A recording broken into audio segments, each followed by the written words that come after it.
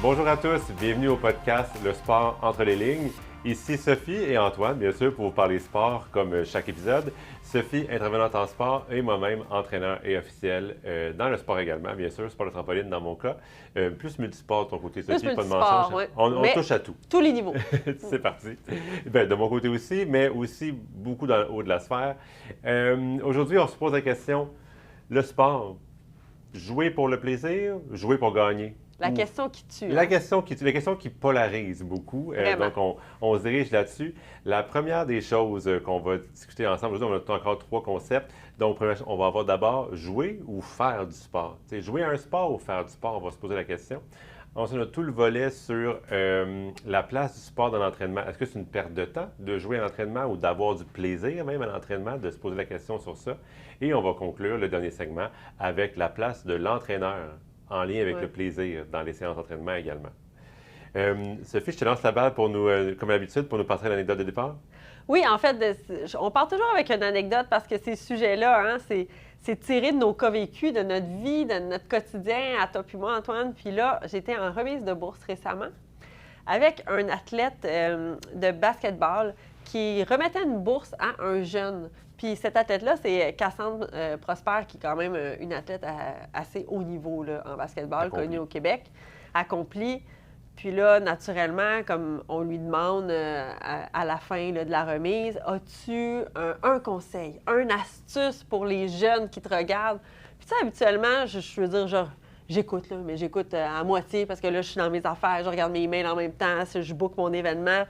Puis là, on entend souvent des « Ah, ben oui, fais attention à ci, sois patient, fais attention. » Ton coup de patin. Ton coup de patin, je sais pas. Mais elle, ça m'arrête ce qu'elle dit. Elle dit « C'est super important que vous protégez votre plaisir de jouer. » Le protéger. Protège, tu sais, comme s'il était vulnérable. Protège ton plaisir de jouer, c'est important. Puis là, je me suis dit « Wow, ça m'a fait arrêter, tu sais. » Puis ça m'a vraiment rappelé que c'est quelque chose que j'entends souvent. Plus je monte les niveaux avec les athlètes, plus je l'entends.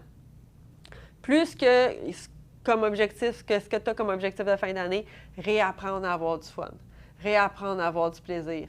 Mais qu'est-ce qu'ils gardent dans ces moments difficiles-là? Ah ben c'est le fun avec ma gang, c'est le fun. Tu sais, fait que le plaisir, il est super important, mais c'est vrai qu'ils le perdent rapidement. Puis après ça, ils essayent de réapprendre à l'intégrer, puis c'est pas évident. Fait que protège ton plaisir, c'était l'astuce de l'année que je trouvais, mais en même temps, un peu triste, tu sais. Parce que pourquoi on aurait besoin de protéger notre plaisir? Qu'est-ce qui est arrivé dans le sport de compétition pour qu'il ait besoin de protéger ce plaisir? Ouais. Ben, en même temps, c'est jamais complètement acquis non plus. C'est comme l'amour d'une relation, il faut l'entretenir, c'est pas nécessairement acquis, c'est pas nécessairement facile. C'est vrai. Mais nous, c'est une chose qu'on a souvent dans les sports dans lesquels j'évolue, tu sais, la trampoline, ou même la gymnastique, ou beaucoup de sports individuels, on va faire notre sport, tu sais, je m'en vais faire de la gymnastique, je m'en vais faire du trampoline. Et inversement, il y a beaucoup de sports d'équipe où, par définition, on s'en va jouer au hockey, on s'en va jouer au soccer, on s'en va jouer au football. Puis juste par la nature de la connotation des mots, c'est un peu différent. Tu sais, est-ce que le sport à haut niveau devient une tâche? Et souvent, c'est là que, comme tu dis, le plaisir devient vulnérable. Oui. Parce que tu t'en vas faire quelque chose. Tu t'en vas faire quelque chose pour avoir ton brevet, ton carding, tu t'en vas faire autre chose pour ton commanditaire, ou tu as une pression constante pour l'équipe, la médaille.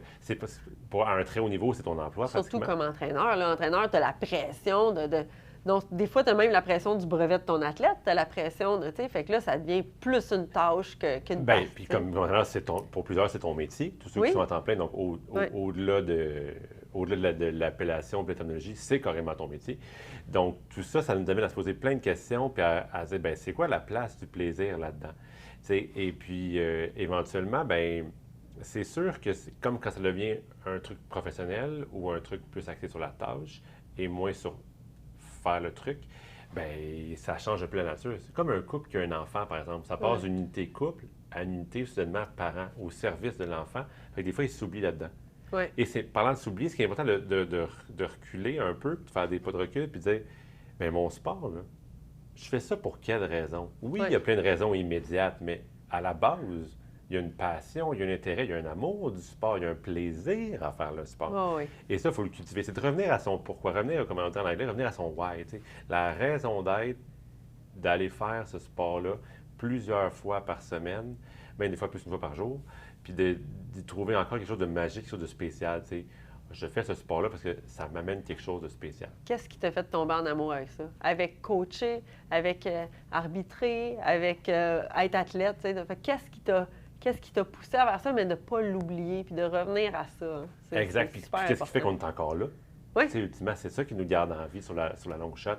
Parce que les carrières, même à très haut niveau, c'est pas des sprints, c'est des marathons. Tu sais, c'est du temps investi. C'est sur des années. Fait qu'est-ce qui va te faire perdurer dans ce milieu-là? Super important. Intéressant parce qu'on a fait récemment une étude auprès d'athlètes en développement. Fait que dans le fond, là, tu sais, élite, excellence, semi-professionnelle, une bonne grosse cohorte là, de 200-300 athlètes. Puis il y avait une des questions, c'était qu'est-ce qui te pousse à continuer? Tu sais, on sait que ces niveaux-là, c'est difficile. Là. Ils ont un horaire chargé, ils sont souvent sur la route, c'est des entraînements difficiles. Fait que la question était formulée, je ne me rappelle plus exactement, mais sur quelque chose du genre de qu'est-ce qui te pousse à continuer malgré les étapes difficiles? Puis on avait même un choix de réponse, là.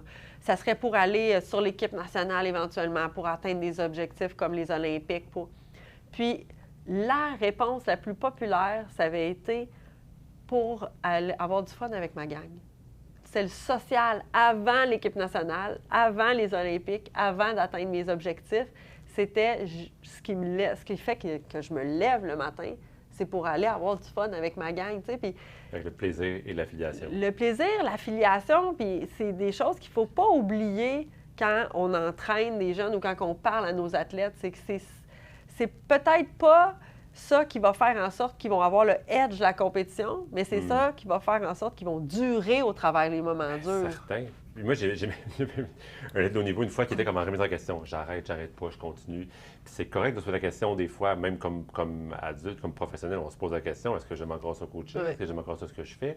Quel que soit le métier qu'on pratique. Puis à un moment donné, l'athlète m'avait dit, mais il me semble que je viens juste pour les gens, pour l'environnement, puis tout ça. Puis je dis, mais même si ce n'était que ça, si ça te donne le goût de venir, puis que tu as du fun une fois dedans, je pense qu'on est à bonne place, tu sais. Oui. Fait que... Bien, c'est dur à différencier, hein? Parce que là, moi, avec tous ces beaux résultats de recherche-là, puis ce que je fais, moi, j'arrive une fois avec un entraîneur qui m'appelle pour son équipe, justement. Il y a plusieurs entraîneurs en dessous de lui, puis là, il y a un problème, là, tu sais. C'est comme, oui, ils ont de la performance, mais l'équipe reste pas. Puis là, ben bref, je commence à y parler de ça, la notion de plaisir. Mais je dis, mais as-tu pensé à essayer d'intégrer des moments de fun? Un tirage de bonbons, là, n'importe quoi. Les Sour Patch sont au secondaire. Un moment loufoque dans l'entraînement, tu sais. Hey, le visage. Le visage, je me rappelle encore l'entraîneur qui me regarde et il dit là, on n'est pas ici pour perdre notre temps. Là. Une année, s'ils s'attendent à ce genre de choses-là, ils sont peut-être pas à bonne place dans la performance. Puis là, hey, là le choc des mentalités, toi, dans un meeting. On était là. On était là, tu sais, mais c'est vrai que souvent, c'est vu comme une perte de temps, tu sais. Oui, bien en fait, la question de base même qu'on a posée au début, c'était est-ce qu'on joue pour le plaisir ou pour gagner? Puis souvent, c'est perçu comme étant vraiment mutuellement exclusif. Oui. C'est un ou l'autre. Puis, on étiquette, il y a plein de gens qui ont trouvé un beau dosage, mais je pense que la clé, elle est dans l'équilibre entre les deux. Tu sais. Oui. Puis l'équilibre qui se raffine puis qui évolue à travers l'âge, le niveau de pratique et autres. Mais un sans l'autre, c'est quand même difficile, au contraire. Tu sais, ils sont mutuellement nécessaires.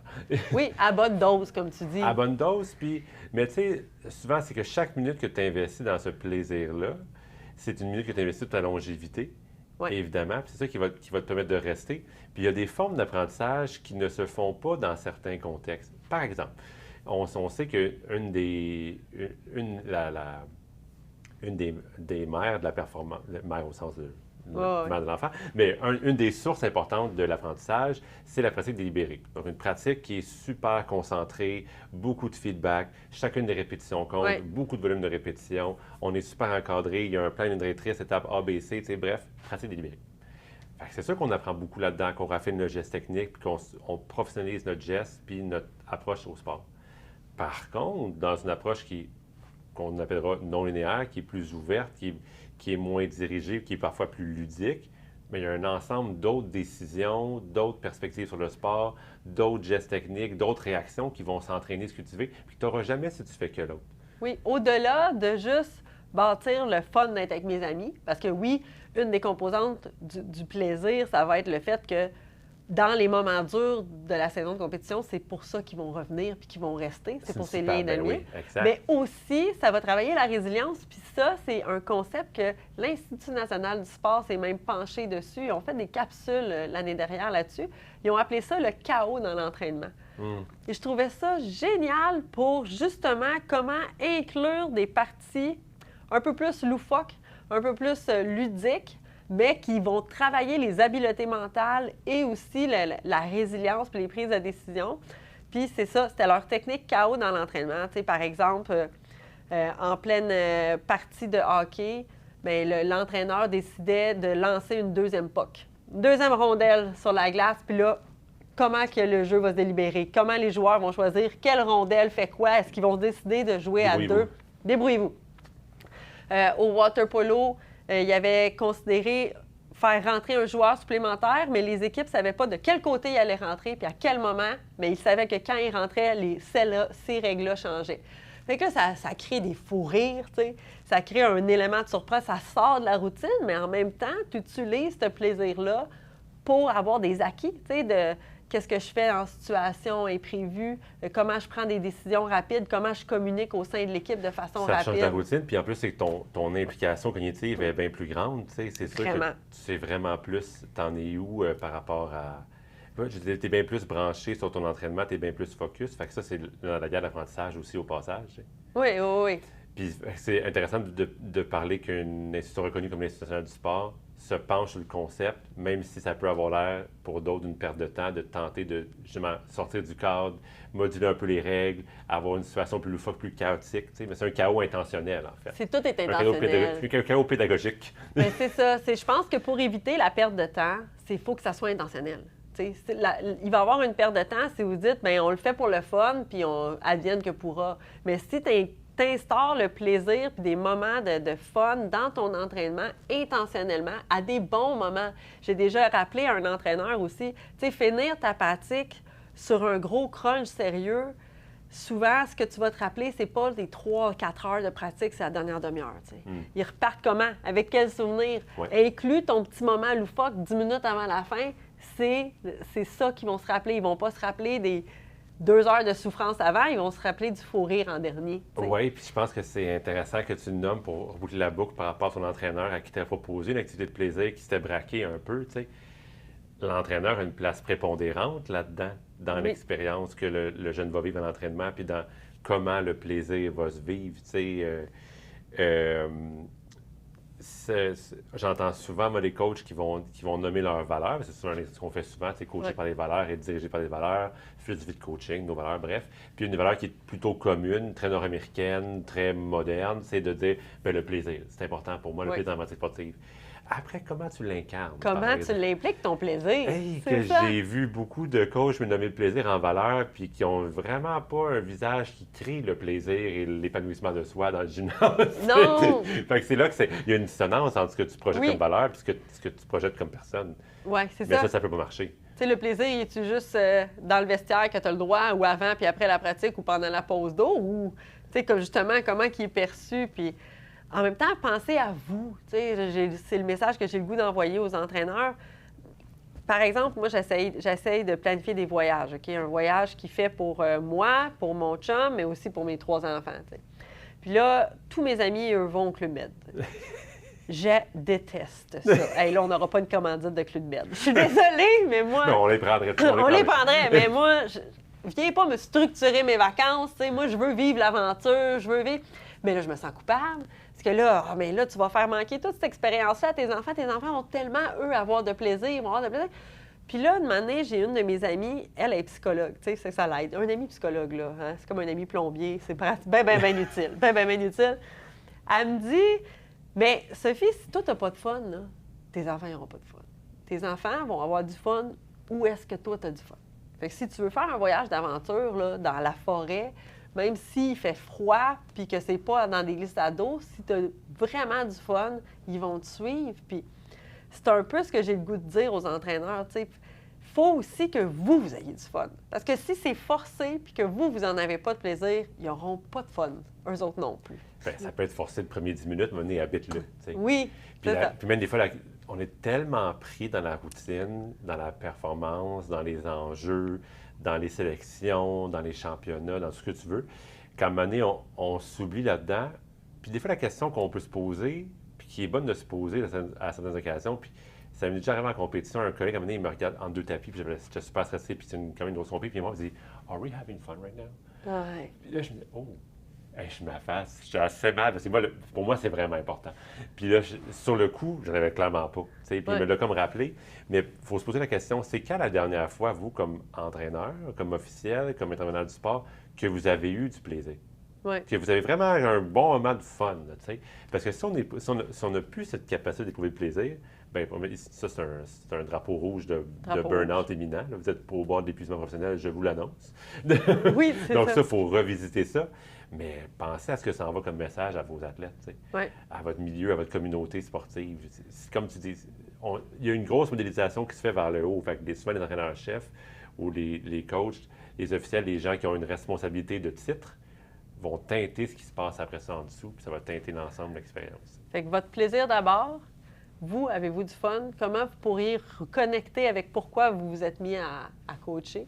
Puis après ça, bien, comment vous l'intégrez au quotidien, cette petite partie de plaisir-là? Parce que c'est super d'avoir bâti pendant une saison des athlètes ultra performants, mais si personne ne revient la saison d'après parce qu'ils n'ont pas de fun, bien, l'investissement a été pour rien. T'sais. Exact. Puis la question qu'on veut souvent se poser, puis moi qui a teinté mon ensemble des valeurs, dont le plaisir éventuellement, c'est qu'est-ce que je veux qu'on se souvienne de moi dans 10 ans, dans 15 ans, dans 20 ans, qu'on va repenser à cette pratique sportive-là. Oui. Parce que même, on serait dupe de dire que dans le top de la pyramide, la place du plaisir est la même que dans le bas de la pyramide. Non. C'est comme les enfants et le sucre. Quand c'est jeune, c'est super accessible, ça te booste tout de suite, c'est des bonbons, c'est des jujubes.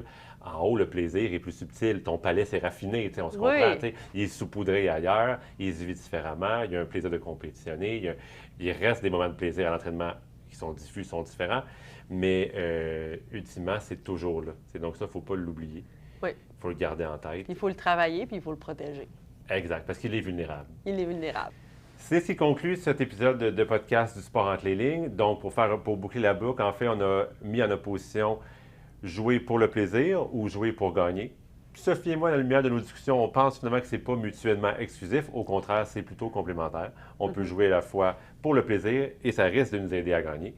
Et de mettre en perspective tout ça avec nos 3 grands thèmes qui sont d'abord, remettez-vous en question, votre raison d'être, votre why, pourquoi on est là, pourquoi on est dans le sport. Forcément, on a eu un plaisir à la base, ce qui nous a permis de perdurer. Protégez-le. Protégez-le, c'était le mot-clé.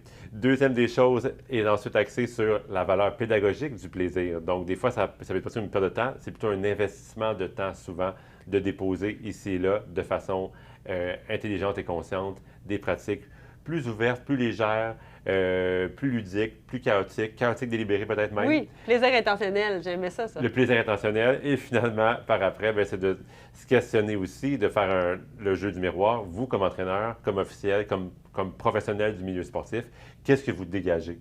Si le plaisir vous semble important, habitez-le, nourrissez-le, soyez-le. Ayez du fun, vous aussi. Donc, c'était Sophie et Antoine pour un autre épisode de podcast du Sport entre les lignes. À bientôt!